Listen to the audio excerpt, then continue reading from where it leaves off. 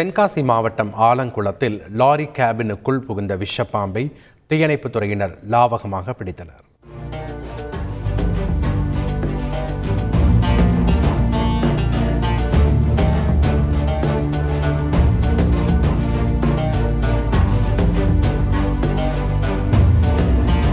நீலகிரி மாவட்டம் மசனகுடி டு மாயார் சாலையில் வாகன ஓட்டிகளால் யானைகள் சாலையை கடக்க முடியாத நிலை ஏற்பட்டது. இதனையடுத்து வனத்துறையினர் களத்தில் இறங்கி யானைகளுக்கு வழிவிட்டனர்.